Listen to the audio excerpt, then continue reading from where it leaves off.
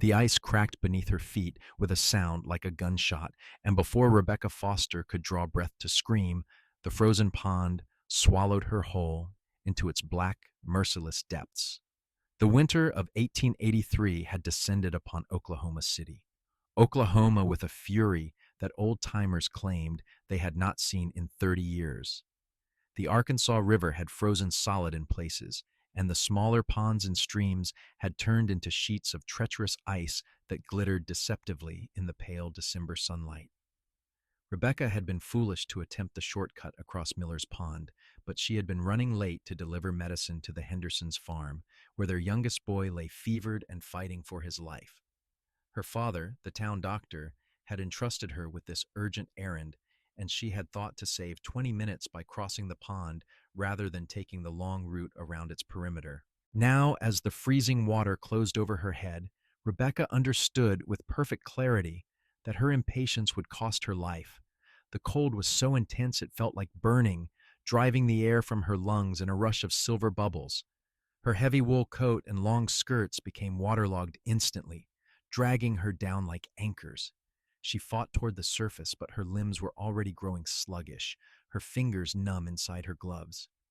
The light above seemed impossibly far away, a pale circle that grew dimmer with each passing second. She thought of her father, who had already buried her mother 3 years prior to consumption. She thought of her younger sister Margaret, only 15, who would be left alone in the world. She thought of all the things she would never do, never see, never become. 22 years seemed far too short a time to have walked this earth. Then something broke through the surface above her, a dark shape plunging downward with powerful strokes. Strong arms wrapped around her waist, and she felt herself being hauled upward with a force that defied the water's grip. Her rescuer kicked hard, propelling them both toward the light, toward air, toward life. They broke the surface together, and Rebecca gasped, drawing in a painful breath that felt like swallowing knives.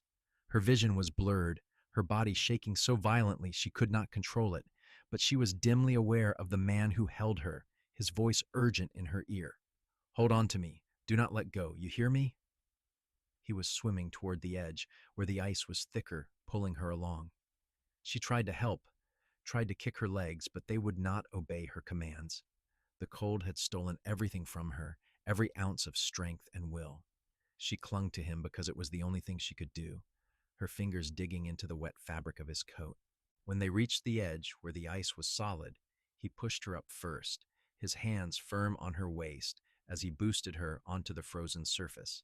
Then he hauled himself up beside her, and without pause, he scooped her into his arms and began running across the ice toward the shore. Rebecca's teeth were chattering so hard she could not speak. She was vaguely aware that her rescuer was soaking wet as well, that he must be freezing just as badly as she was, but he moved with purpose and speed, his boots finding purchase on the slippery surface. On the shore, a magnificent chestnut stallion waited, reins trailing on the ground. The horse snorted and stamped as they approached, steam rising from its nostrils in the frigid air. The man who carried her did not break stride. He lifted her onto the saddle, then swung up behind her, gathering both her and the reins in his arms. His body surrounded hers, and she felt the solid warmth of him at her back as he urged the horse into a gallop. "Town is too far," he said, his voice rough near her ear. "My cabin is just over the ridge. We need to get warm now, or we will both freeze to death." Rebecca wanted to protest, wanted to tell him about the medicine she had been carrying, about the Henderson boy who needed it desperately, but her jaw would not work properly. The shaking had intensified until it felt like her bones were rattling inside her skin. She sagged against her rescuer, unable to hold herself upright, and felt his arm tighten around her waist, holding her secure. The ride seemed to last both an eternity and no time at all.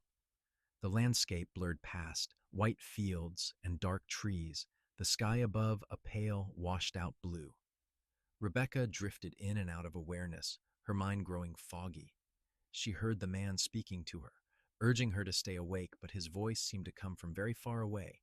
Then they were stopping, and he was lifting her down, carrying her toward a small log cabin that sat in a clearing surrounded by pines. Smoke rose from the chimney, a sight so beautiful that Rebecca wanted to weep. The man kicked the door open and brought her inside, where blessed warmth enveloped them. He set her on her feet near the fireplace, but her legs would not hold her, and she collapsed. He caught her before she hit the floor, lowering her gently. Then his hands were at the buttons of her coat, stripping the sodden garment away. "I need to get these wet clothes off you," he said, his voice urgent but professional. "You will die if we do not warm you up. I will not look more than necessary, but modesty does not matter right now. Do you understand?" Rebecca managed a tiny nod. Some distant part of her mind recognized that she should be scandalized, that allowing a strange man to undress her was absolutely improper, but the larger, more sensible part of her understood that he was right. She was dying. The cold had burrowed so deep into her core that she could no longer feel her extremities. If she did not get warm, and soon, her heart would simply stop beating. He worked quickly, removing her boots, her stockings, her heavy wool skirt, and the layers of petticoats beneath. He left her chemise and drawers in place, though they too were soaking wet, and wrapped her in thick blankets from the bed in the corner. Then he set her in the chair closest to the fire and began stripping off his own wet clothes, turning his back to her as he changed into dry trousers and a flannel shirt. Rebecca watched him through the fog in her mind, noting details in a distant, disconnected way. He was tall, well over 6 feet, with broad shoulders and the lean, muscular build of a man who spent his days doing hard physical labor. His hair was dark, nearly black, and long enough to brush his collar. When he turned back to her, she saw a face that was ruggedly handsome, all strong angles and weathered skin, with eyes the color of whiskey in sunlight. He knelt before her and took her hands in his, beginning to rub them gently, trying to restore circulation. His hands were large and work-roughened, but his touch was careful. "My name is Thomas Ward," he said, his eyes fixed on hers with an intensity that cut through her daze. "I need you to stay with me. What is your name?" "R. Rebecca," she managed through chattering teeth. "Rebecca F. Foster." "Dr. Foster's daughter?" Something shifted in his expression, a flash of recognition. "I have seen you in town." He continued working on her hands, then moved to her feet, rubbing them carefully. The returning sensation was agony, pins and needles that made her gasp and bite her lip. He did not stop, methodical and patient, bringing the blood back to her frozen limbs. "I am sorry," he murmured. "I know it hurts. That is good, though. It means you are coming back." Time passed in a strange, fluid way. Thomas made her drink hot coffee, holding the cup to her lips when her hands shook too badly to manage it herself. He added wood to the fire until it roared, filling the small cabin with heat. Gradually, so gradually she almost did not notice, the violent shaking began to subside. Feeling crept back into her fingers and toes, painful but welcome. The fog in her mind started to clear, and with clarity came the full understanding of what had nearly happened and what this man had done for her. "You saved my life," she said, her voice still hoarse but stronger than before. "You dove into that water without even knowing me." Thomas looked up from where he was crouched by the fire, adding another log. His eyes met hers, and she saw something in their depths that made her breath catch. "I could not do anything else," he said simply. "I saw you go through the ice, and I did not think. I just acted. You could have died." The words came out as barely more than a whisper. "We both could have died. But we did not." He stood and came to her, checking the blankets around her shoulders. "How do you feel? Can you feel your fingers and toes?" "Yes, everything hurts, but yes, I can feel them." "Good, that is very good." He pulled up another chair and sat across from her, close enough that their knees nearly touched. "You should not try to leave for several hours yet. Your body needs time to recover. I will ride into town and let your father know you are safe." "No!" The word burst from her with surprising force. Rebecca reached out and caught his hand without thinking. "You are just as cold as I was. You need to rest too. And your clothes are still damp. If you ride out now, you will catch your death. Thomas looked down at her hand on his, then back up at her face. A small smile tugged at the corner of his mouth, the first hint of humor she had seen from him. I have been through worse than a cold ride, he said, but he did not pull his hand away. But you are right that your father will be worried. The Hendersons, too, I imagine, if you were headed their way. The Hendersons. Rebecca sat up straighter, horror washing over her. The medicine.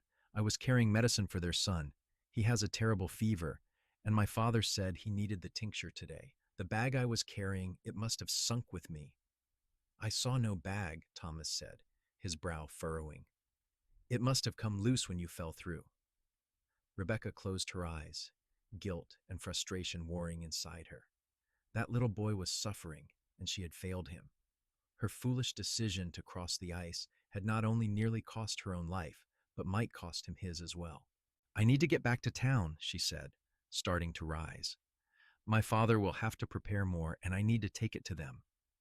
Thomas stood as well, his hand on her shoulder, gentle but firm. You are not going anywhere for several hours. You are still recovering. If you try to ride now, you will collapse before you make it halfway. I will go instead. I will tell your father what happened and ensure the medicine gets to the Hendersons. But you do not even know them. I know where their farm is. Everyone knows the Henderson place. His eyes softened. Let me do this. You saved yourself by fighting to the surface as long as you did. Let me do the rest. There was something in his voice, a quiet certainty that made her believe him. Rebecca sank back into the chair, suddenly exhausted. The ordeal had taken more from her than she had realized. Thank you, she said softly, for everything. I do not know how I can ever repay you. Thomas was already pulling on his heavy coat, preparing for the ride. You do not owe me anything. I am just glad I happened to be riding past when I did. Why were you riding past? The question came out before she could think better of it.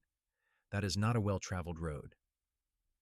I was checking my trap lines, he said, settling his hat on his head. I have permission from Miller to set traps on his property. I was headed back this way when I saw you on the ice. His expression grew serious. Then I saw you go through and my heart stopped. I have never ridden so fast in my life. The raw emotion in his voice made something flutter in Rebecca's chest, a feeling she could not quite name. She looked at this man, this stranger who had risked everything for her, and felt as though the world had shifted somehow, as though nothing would ever quite be the same. Thomas moved to the door, then paused and looked back at her. Stay warm. Stay by the fire. I will be back as soon as I can, and I will bring news about the Henderson boy. Do not try to leave on your own. I will not, Rebecca promised, but please be careful. And tell my father I am sorry for worrying him. He nodded, and then he was gone, the door closing behind him with a soft thud. Rebecca heard the sound of hoofbeats fading into the distance, and then there was only the crackle of the fire and the whisper of wind against the cabin walls. She sat alone in Thomas Ward's cabin, wrapped in his blankets, drinking his coffee, and tried to make sense of what had just happened. She had nearly died. That truth sat heavy in her chest, both terrifying and strangely clarifying. For a few terrible minutes, she had been certain her life was over, that she would never see another spring or feel the sun on her face again. But Thomas had saved her. He had plunged into that freezing water without hesitation, had pulled her from certain death, and then had cared for her with a gentleness that surprised her. She knew almost nothing about him. She had seen him in town before, as he had said, but only in passing. He was not one of the regular fixtures at church socials or town gatherings.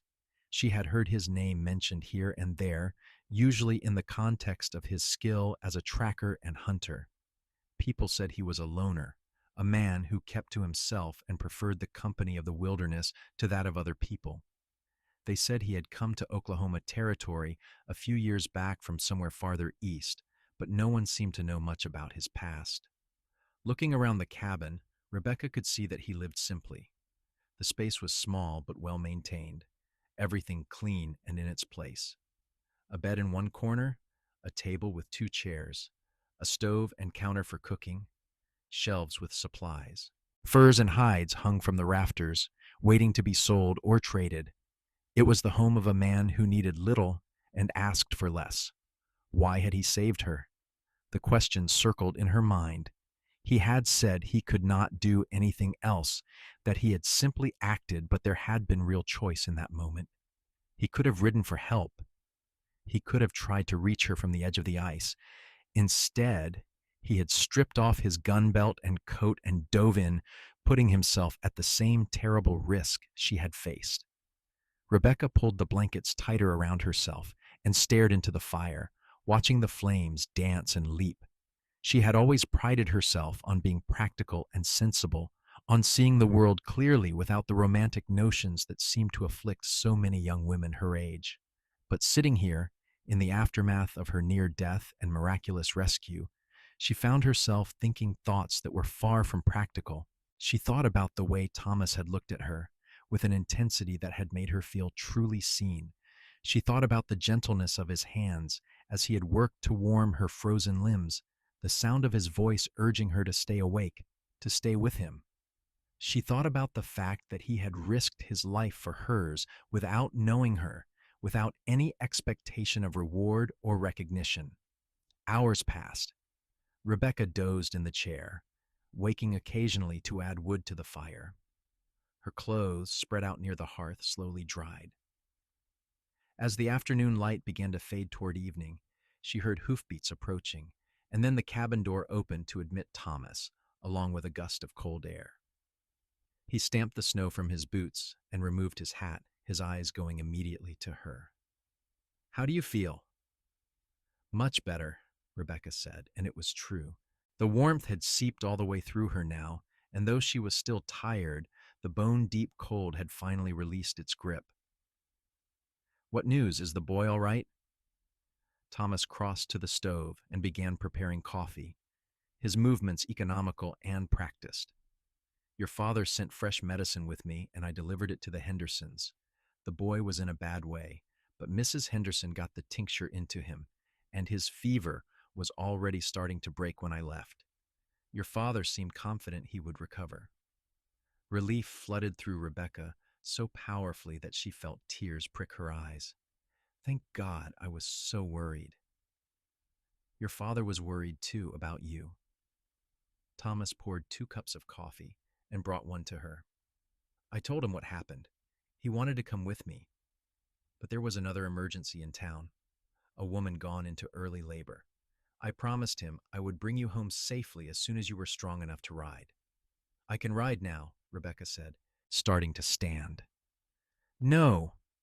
Thomas's voice was firm. "It is nearly dark, and the temperature is dropping. We would be riding in darkness on treacherous roads, and you are still recovering. We will leave at first light tomorrow." "Tomorrow." The word hung in the air between them, heavy with implication. Rebecca understood what he was saying. She would spend the night here in his cabin, unchaperoned. Her reputation would be in tatters if word got out. "My father agreed to this?" she asked carefully. "I did not give him much choice. I told him it was not safe to bring you back tonight and that I would guard your reputation with my life." He met her eyes steadily. "You will sleep in the bed. I will sleep on the floor. Nothing improper will happen, Miss Foster. You have my word." Rebecca believed him. It should have frightened her, being alone with a man she barely knew, miles from town, with night falling around them. But she was not frightened. She felt safe, safer perhaps than she had ever felt in her life. "Please call me Rebecca," she said. "I think we have moved beyond formalities. Do you not agree?" A smile touched his lips, transforming his serious face into something warmer, more approachable. "I suppose we have. You can call me Thomas or Tom. Most people who know me well call me Tom. Which do you prefer?" He considered this, his head tilting slightly. "I think I like the way you say Thomas. The words were simple, but something in his tone made Rebecca's pulse quicken. She looked away, suddenly flustered, and took a sip of her coffee to cover her confusion. Thomas busied himself preparing a meal, pulling out supplies, and setting to work at the stove. Rebecca watched him move about the cabin with easy familiarity, and they fell into a conversation that felt surprisingly natural. He asked about her work with her father, and she found herself telling him about the various cases they treated, the satisfaction of helping people heal, the frustration when they lost patients despite their best efforts. "Have you always wanted to be a doctor?" Thomas asked, stirring a pot of stew that was beginning to fill the cabin with savory smells. "Not a doctor exactly," Rebecca said. "Women cannot attend medical school, or at least it is exceptionally difficult. But I have always wanted to heal people. My father has taught me everything he can. I assist him with almost everything now. In a way, I am a doctor in all but name." "That must be difficult," Thomas said, glancing at her over his shoulder. "To have the knowledge and skill, but not the recognition." "It is," Rebecca admitted. "But the patients do not care about my credentials. They care about whether I can help them, and I can. That has to be enough." "You are remarkable," Thomas said quietly, and the sincerity in his voice made Rebecca's cheeks warm. They ate dinner together as darkness fell completely outside, and Thomas lit lanterns to push back the shadows. The stew was simple but delicious, and Rebecca realized she was ravenous. They talked as they ate, the conversation flowing easily from one topic to another. Thomas told her about his work as a hunter and tracker, about the satisfaction of living close to the land, of being self-sufficient. "Do you ever get lonely?" Rebecca asked, then immediately wished she could take the words back. It was too personal, too direct. But Thomas did not seem offended. He was quiet for a moment, considering his answer. "Sometimes," he said at last, "but I prefer loneliness to the alternative I once knew." "What alternative was that?" His expression grew shadowed, and Rebecca thought he might not answer. But then he spoke, his voice low and measured. "I grew up in Virginia," he said. "My father owned a tobacco plantation. He was a hard man, quick to anger, and quicker with his fists. My mother tried to shield me and my younger brother from the worst of it, but she could not protect us from everything." He paused, his jaw tightening. "When I was 19, my father beat my brother so badly that the boy nearly died. I stood up to him, fought him, and he threw me out. Told me never to come back." Rebecca's heart ached at the pain in his voice. "Did you ever see them again? Your mother and brother?" "My mother died 2 years later. My brother wrote to tell me. By then I was in Texas, working as a ranch hand. I went back for the funeral, but my father would not speak to me. When he died 5 years ago, he left everything to my brother, which was fine by me. I had no desire to return to that place." He looked up, his eyes meeting hers. "I came to Oklahoma Territory to make a fresh start, to build a life that was mine alone. And I have been content with that, truly. But yes, sometimes it is lonely." Rebecca reached across the table and placed her hand over his. "I am sorry you went through that.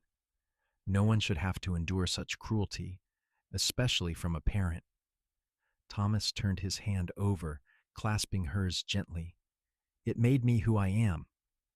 I learned that I could rely on myself, that I did not need anyone else to survive. But it also taught me the value of kindness, of gentleness. I swore I would never be like my father, would never use my strength to hurt someone weaker." "You are nothing like that," Rebecca said with certainty. "You risked your life for a stranger. That is not the action of a cruel man." They sat like that for a long moment, hands joined across the table, the lantern light casting warm shadows on the cabin walls. Rebecca felt something shifting inside her, foundations she had thought solid becoming fluid. She had always believed she would marry eventually, probably to someone sensible and respectable from town, someone her father approved of. She had never imagined feeling this pull toward another person, this sense of recognition and connection. Finally, Thomas cleared his throat and gently withdrew his hand. "You should rest," he said, his voice slightly rough. "It has been a long day, and you need to recover your strength." Rebecca nodded, suddenly aware of how tired she was. Thomas gave her one of his shirts to sleep in, turning his back while she changed out of her chemise and drawers, which had finally dried by the fire. The shirt hung nearly to her knees, and she was grateful for its modest coverage. She climbed into the narrow bed, and Thomas covered her with blankets, tucking them in with a care that made her throat tight. "Sleep well, Rebecca," he said softly, and then he moved away, making himself a pallet on the floor near the fire. Rebecca lay in the darkness, listening to the sounds of Thomas settling down for the night, the crackle of the fire, the whisper of wind outside. She should have felt uncomfortable, should have been worried about propriety and reputation. Instead, she felt peaceful, safe, as though she had found something she had not known she was searching for. She fell asleep thinking of whiskey-colored eyes and gentle hands, of a man who dove into freezing water without a second thought, and she did not dream of drowning. Rebecca woke to the smell of coffee and frying bacon, pale morning light filtering through the cabin window. For a moment she was disoriented, not recognizing her surroundings, and then memory flooded back. The ice, the water, Thomas pulling her from death's grip. She sat up and found Thomas at the stove, fully dressed, his dark hair still damp from washing. He turned when he heard her move and smiled. "Good morning. How do you feel?" Rebecca took stock of herself. She was stiff and sore, but the terrible cold was gone, replaced by normal warmth. "I feel well, all things considered. Much better than I have any right to feel." "You are strong," Thomas said, returning his attention to the bacon. "Not everyone would have survived what you went through yesterday." They shared breakfast, and then Thomas gave her privacy to dress in her own clothes, which were now completely dry. The fabric was stiff and slightly warped from its soaking, but it would serve to get her home. When she emerged from behind the blanket Thomas had hung for her privacy, she found him preparing his horse for the journey. The ride back to Oklahoma City took nearly 2 hours, and Rebecca was grateful that Thomas insisted she ride in front of him again, his arms on either side of her holding the reins. The morning was bitterly cold, the sky a hard, clear blue, and she was glad for the warmth of his body at her back. They talked little during the ride, but the silence was comfortable, companionable. As they neared the edge of town, Thomas slowed the horse. "Are you ready for this?" he asked. "People will have questions." "Let them question," Rebecca said, surprised by the firmness in her own voice. "You saved my life and protected my honor. Anyone who suggests otherwise can answer to me." She felt him chuckle, his chest rumbling against her back.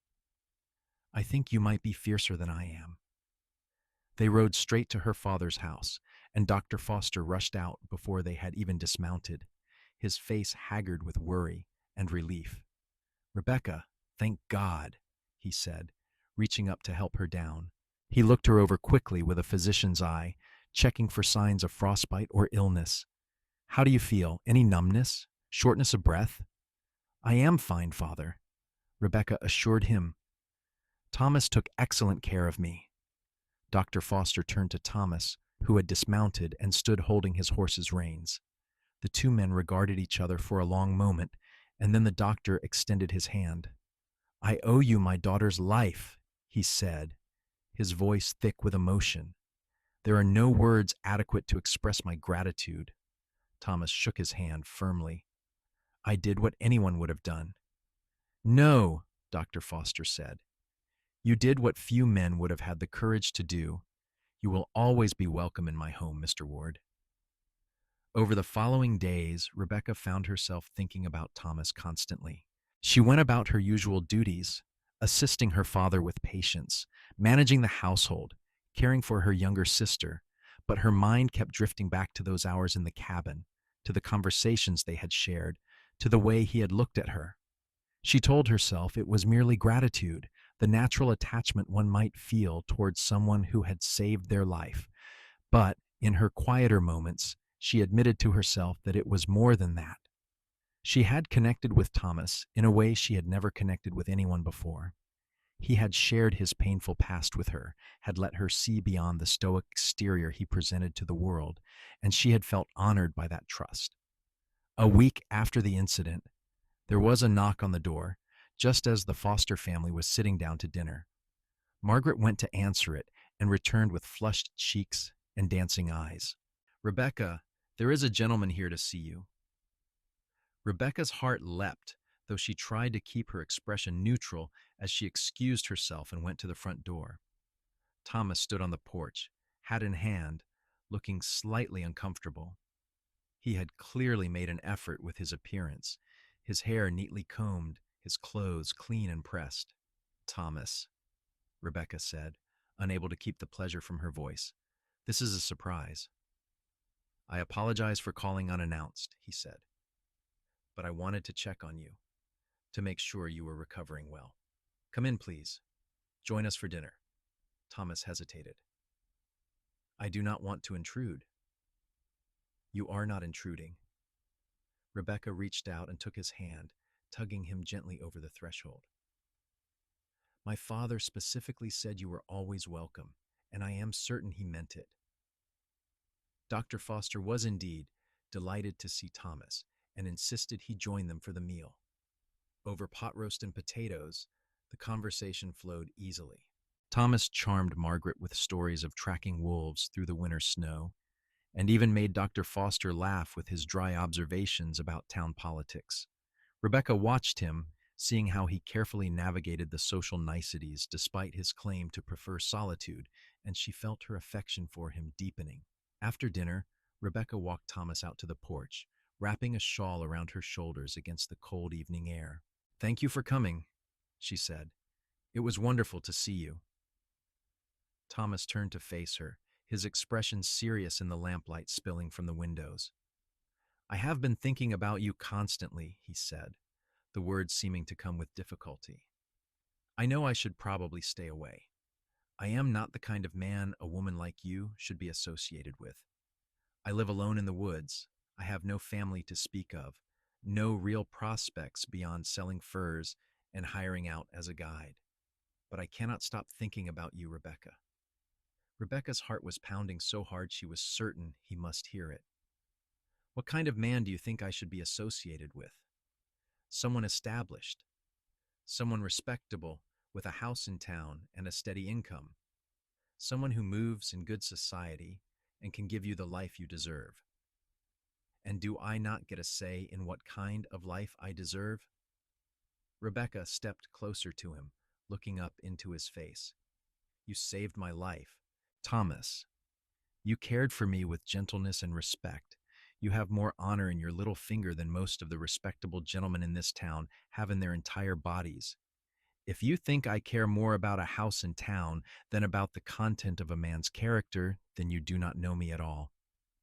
Thomas stared at her, something like hope dawning in his eyes. "Rebecca, I have been thinking about you constantly too," she interrupted. "I have been hoping you would call, wondering if I would see you again. And now you are here, and you are trying to tell me I should want someone else, but I do not want someone else. I want you."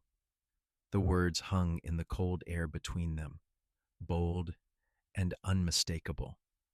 Rebecca could hardly believe her own daring, but she did not take the words back. They were true, utterly true, and she was tired of pretending otherwise. Thomas reached out slowly, giving her time to pull away if she wished, and cupped her face in his hands. His palms were warm against her cheeks, rough from work and infinitely gentle. "I want you too," he said, his voice rough with emotion. "From the moment I pulled you from that water, from the moment you opened your eyes and looked at me, I have wanted you. But I am terrified, Rebecca. I have lived alone for so long.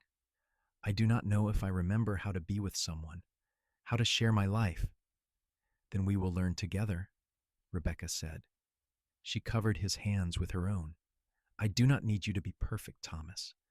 I just need you to be honest and kind and true. And I know you can be all those things, because you already are." He bent his head and kissed her, soft and careful, a question and an answer all at once. Rebecca rose on her toes and kissed him back, her hands moving to his shoulders, and felt the last pieces of her carefully controlled life slip away, replaced by something wild and true and terrifying and absolutely right.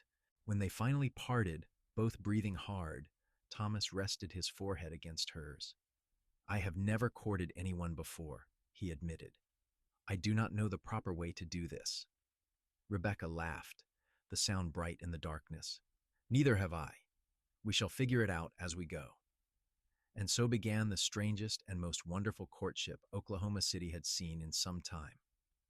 Thomas was not a man accustomed to social niceties, but he tried for Rebecca's sake.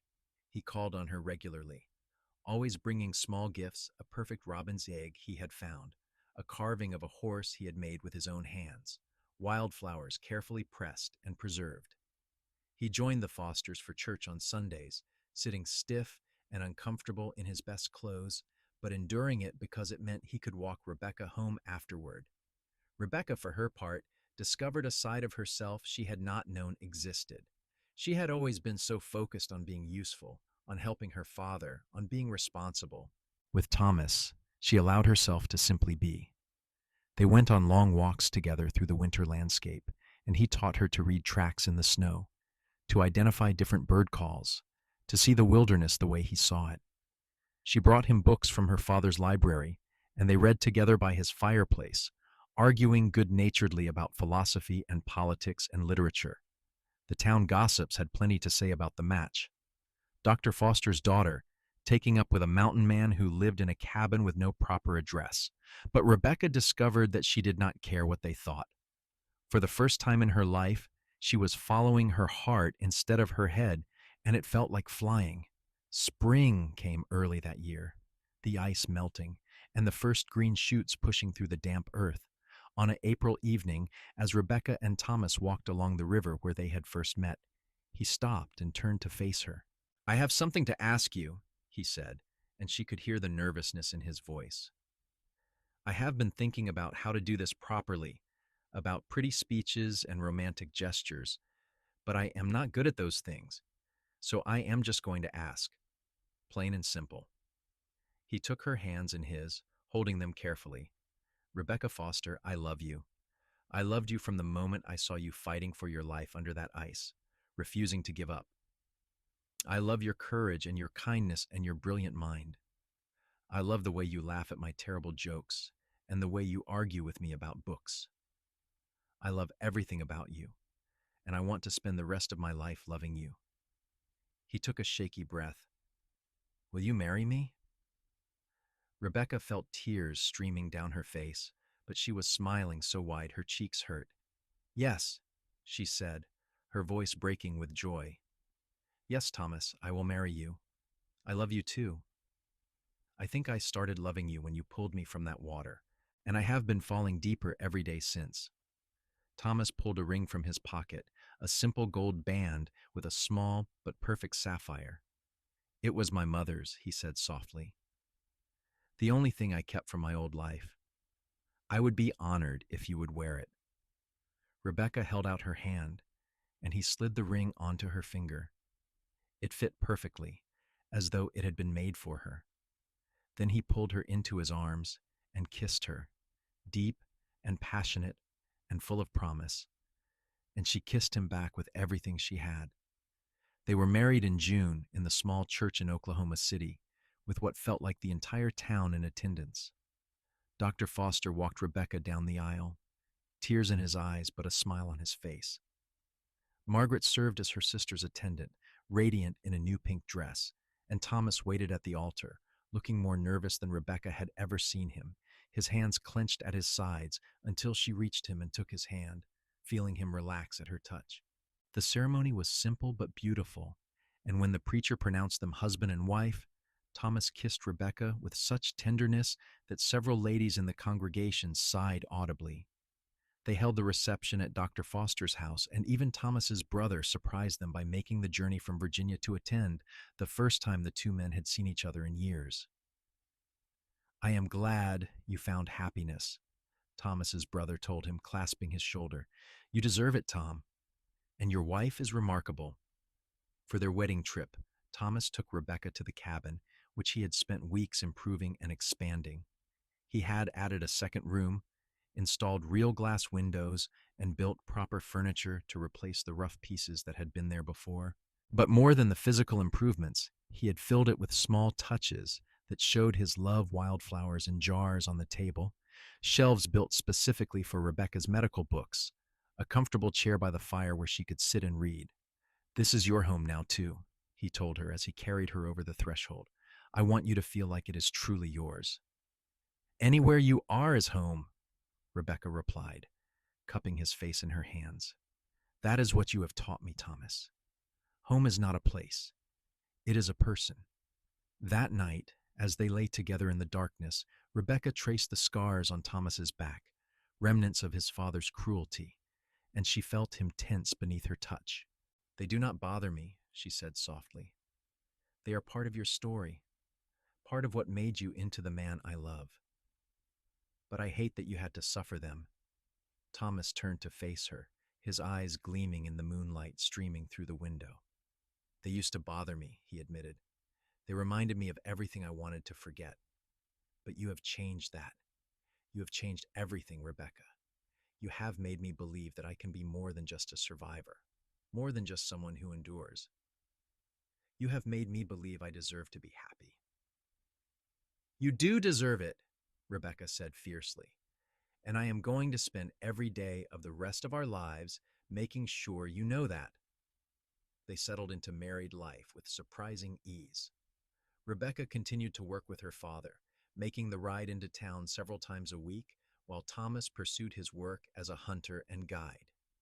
They found a rhythm that worked for both of them, balancing independence with togetherness.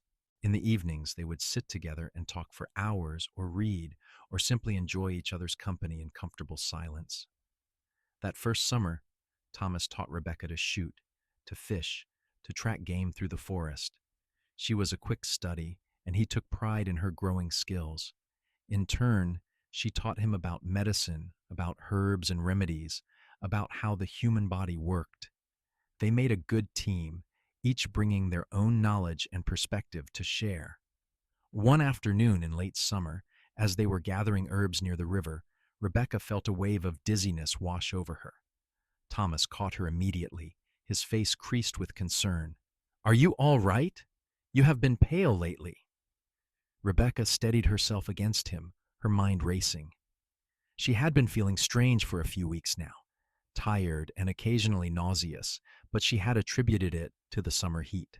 Now, with Thomas's words, another explanation occurred to her, one that made her heart race with a mixture of excitement and nervousness. I think, she said slowly, that I might be with child.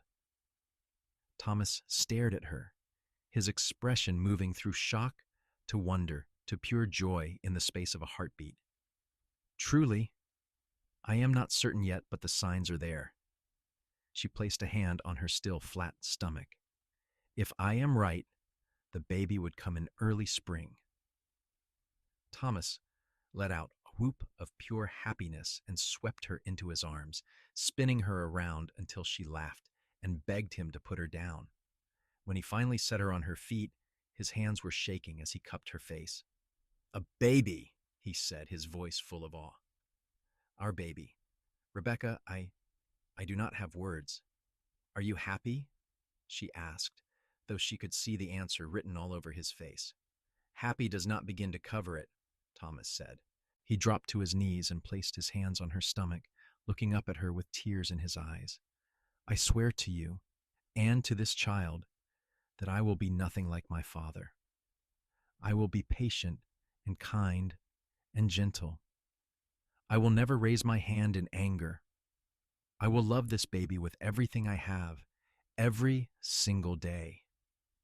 Rebecca ran her fingers through his hair, her own eyes wet with tears. I know you will.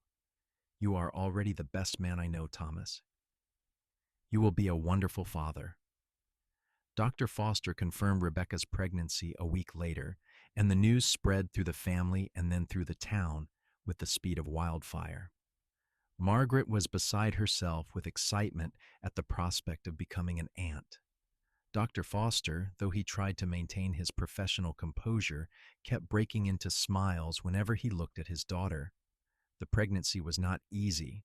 Rebecca suffered from severe morning sickness that lasted well into the second trimester, and there were days when she could barely keep water down, let alone food. Thomas was beside himself with worry, hovering over her constantly, until she finally had to order him to give her some space. But even then, he was never far away, always ready with cool cloths for her forehead or ginger tea to settle her stomach. As fall turned to winter, Rebecca's body changed, her belly swelling with the growing life inside her. Thomas was fascinated by every development, placing his hands on her stomach to feel the baby kick, talking to the child through her belly. He read aloud to both of them every night, wanting his son or daughter to know his voice before they were even born. "What if I am not good enough?"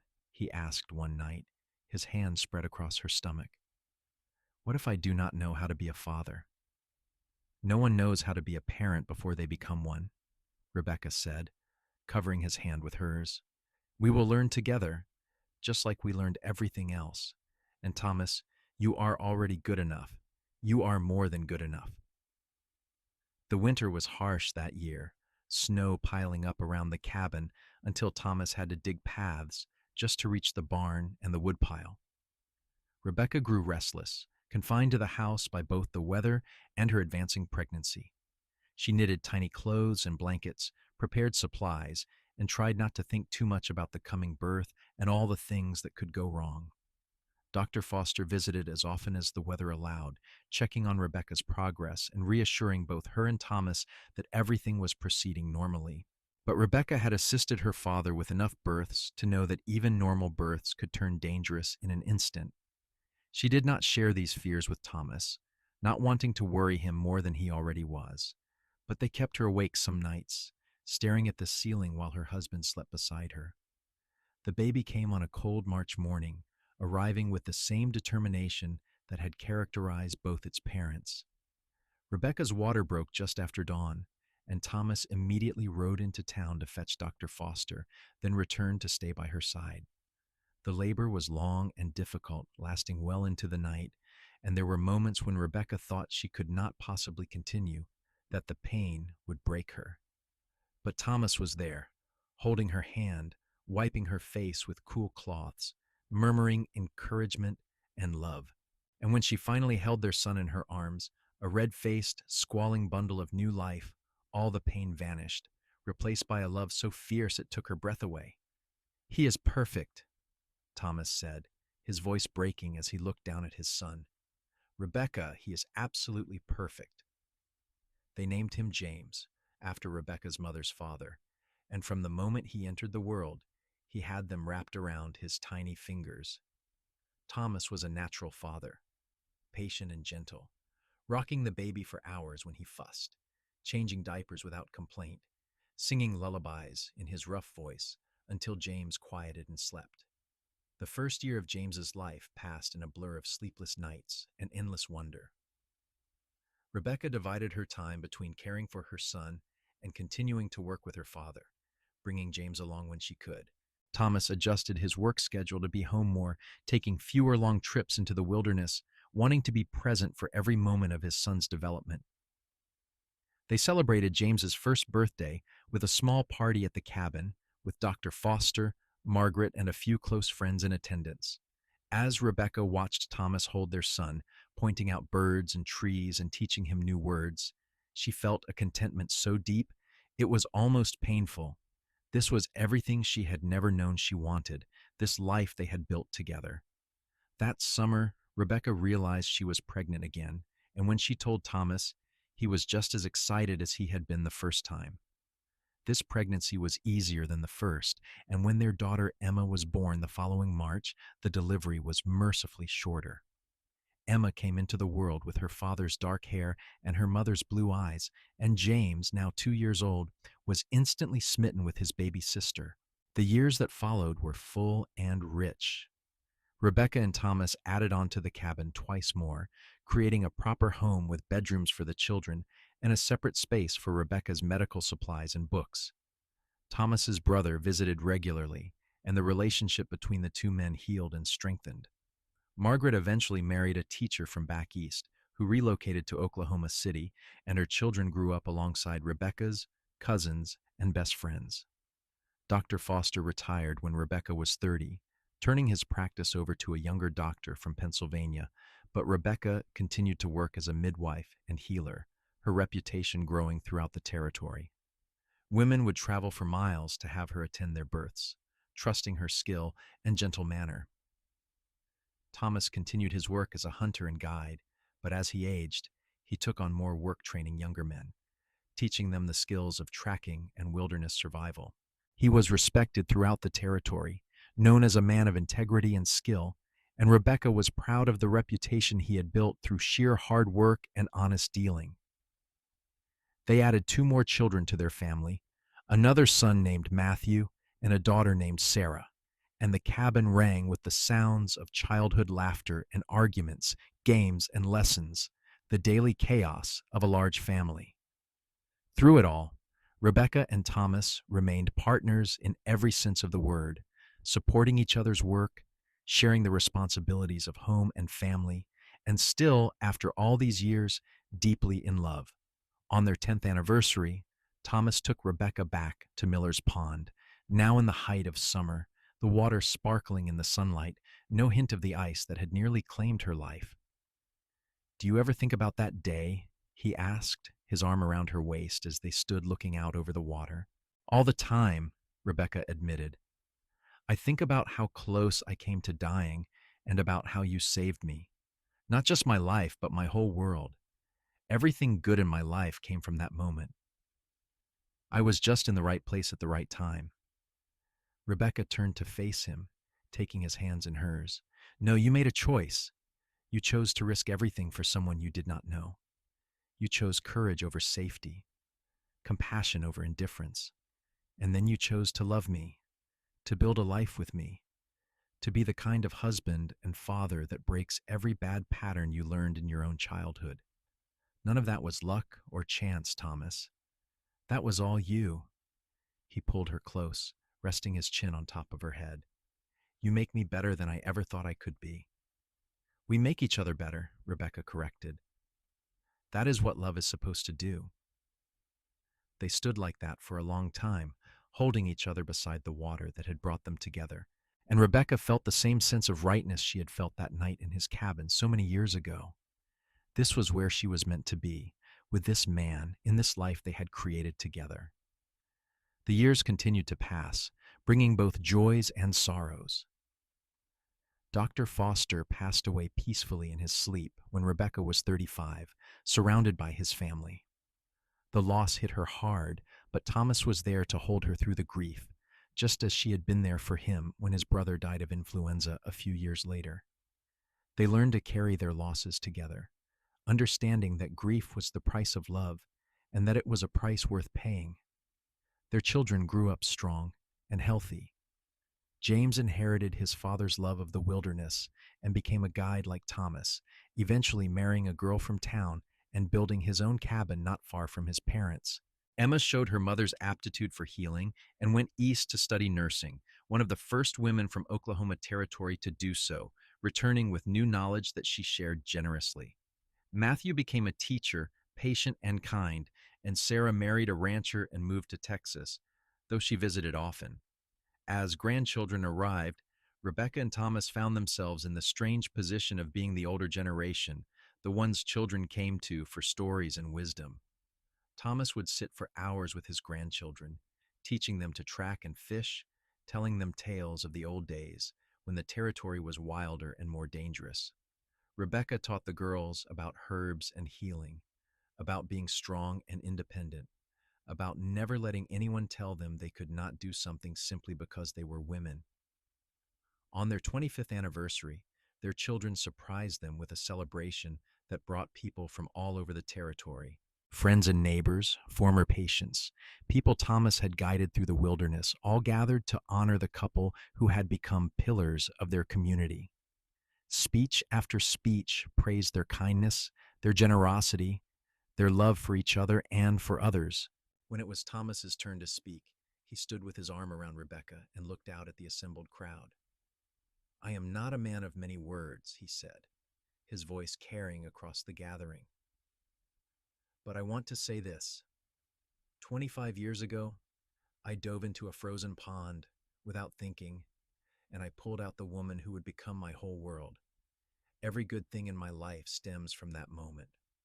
Rebecca, you have given me more than I ever dreamed possible: love, family, purpose, home. You have taught me that the past does not have to define the future, that broken people can heal, that love is not just a feeling but a choice we make every day. I choose you every day, and I will continue to choose you for all the days I have left." There was not a dry eye in the crowd, and Rebecca was crying openly as she stood on her toes to kiss him, not caring who saw, knowing that even after 25 years, her heart still skipped when he looked at her like that. They grew old together, their bodies wearing down even as their love remained strong. Thomas's hair went silver, his joints stiffening from years of hard work in all weather. Rebecca's hands, which had delivered hundreds of babies and treated countless injuries, grew gnarled with arthritis. But they adapted, finding new ways to work, new rhythms for their days. When Rebecca was 62, she was called to attend a difficult birth in a town 20 miles away. The mother was very young, barely 18, and the baby was breech. Rebecca worked for hours, using every skill she had learned over 4 decades of practice, and finally managed to turn the baby and deliver him safely. Both mother and child survived, and as Rebecca held the newborn, she thought of James, her firstborn, and of all the children she had brought into the world over the years. She rode home through the dawn light, tired but satisfied, and found Thomas waiting on the porch, as he always did when she had been gone overnight. He helped her down from her horse and wrapped his arms around her. "How did it go?" "They are both fine," Rebecca said, leaning into him. "A boy, healthy and strong. You must be exhausted. Come inside and rest." But Rebecca shook her head, looking up at the man who had been her partner for so many years. "I am tired," she admitted. "But I am also thinking about how lucky I am, how lucky we are, to have found each other, to have built this life, to have loved so many people and been loved in return. Not everyone gets that, Thomas." "No," he agreed, his arms tightening around her. "Not everyone does. We have been blessed, Rebecca, far more than I ever thought possible." They went inside together, moving through the morning routines they had perfected over decades of practice. And as Rebecca finally lay down to sleep, Thomas's warm presence beside her, she thought back to that terrified girl sinking beneath the ice, fighting for her life, never knowing that her whole future was riding toward her even then. What a strange and wonderful gift it had been, that near death on a frozen pond. What an impossible stroke of fortune that Thomas had been there at exactly that moment, that he had been brave enough to act, that they had both survived that freezing water to find each other on the other side. Rebecca lived to the age of 73, still delivering babies and treating patients until just a few months before she died peacefully in her sleep, Thomas holding her hand. He followed her 3 years later, his body simply giving out one winter morning as he sat in his chair by the fire. Their children found him there, a book open in his lap, a peaceful expression on his weathered face. They buried him next to Rebecca in the small cemetery on the hill overlooking Oklahoma City, and on the shared headstone their children chose, they inscribed simple words: Thomas Ward and Rebecca Foster Ward. He saved her life and she saved his soul. Together forever. But the story did not end there, not really. It lived on in their children and grandchildren, in the great-grandchildren who would come later. It lived on in the stories told around dinner tables and campfires, of the cowboy who dove into freezing water to save a stranger, of the doctor's daughter who fell in love with a mountain man, of 2 people who built something beautiful and lasting from a single moment of courage. James told the story to his grandchildren, and Emma told it to her nursing students as an example of how one act of bravery can change everything. Matthew wrote it down, preserving it for future generations. and Sarah made sure her children knew where they came from, the legacy of love and courage that was their inheritance. The cabin where Thomas and Rebecca raised their family still stood, maintained by their descendants, a landmark and a testament. People would come to see it, to stand on the porch and imagine the life that had been lived there, the love that had filled those rooms. And sometimes, on quiet winter mornings, when frost covered the windows and smoke rose from the chimney, it was almost possible to feel their presence, to sense the warmth they had created that lingered long after they were gone. Miller's Pond froze over every winter, and parents would warn their children to stay off the ice, telling them the story of Rebecca Foster and how she had nearly drowned there. But they also told them about Thomas Ward, about how he had not hesitated, had not calculated the risk, had simply acted when someone needed help. And more than one child, hearing that story, decided to be brave like Thomas, to be kind like Rebecca, to believe that love was worth fighting for. Because that was the real legacy, the true gift that Thomas and Rebecca left behind. Not just their descendants, though they were many and scattered across the growing nation. Not just the lives they had saved or the people they had helped, though those were countless. The real legacy was the example they set, the proof they offered that love could triumph over a painful past, that two people could choose each other every day and build something that would outlast them both. Oklahoma City grew and changed over the decades, transforming from a rough frontier town into a modern city. The territory became a state. The wilderness that Thomas had known so well was tamed and divided, fenced and farmed. But in the midst of all that change, the story remained constant, passed down through the generations like a precious heirloom. And on cold winter days, when the ponds froze over and the wind howled across the plains, people would remember the cowboy who dove into freezing water without a thought, the woman whose life he saved, and the love story that grew from that single moment of courage. They would remember and they would believe, even in the darkest times, that love was possible, that heroism existed, that two people could find each other against all odds and build something beautiful together. That was the true ending to the story, the one that stretched beyond death and loss into something eternal. Thomas and Rebecca had lived and loved and left behind more than just memories. They had left behind hope, proof that life could change in an instant, that one brave choice could alter everything, and that love, real love, was worth any risk. Their great-great-grandchildren would sit in comfortable homes far from Oklahoma, in places Thomas and Rebecca could never have imagined, and they would still tell the story. They would still speak of the frozen pond and the cowboy and the doctor's daughter who became the foundation of their family tree. And in the telling, Thomas and Rebecca lived again, forever young, forever brave, forever diving into those freezing waters to pull each other toward life and love and a future neither could have imagined alone. The story ended, but it also never ended, perpetually beginning again with each new telling, with each new generation that learned what it meant to love without reservation, to act without hesitation when someone needed help, to build a life on the foundation of courage and compassion and unwavering commitment to each other. And somewhere, in whatever place souls went, after their earthly journey ended, Thomas and Rebecca Ward were together still, their love undiminished by time or death, eternal as the story that bore witness to what they had been, what they had built, and what they had left behind for all who came after them to cherish and remember and aspire to in their own lives.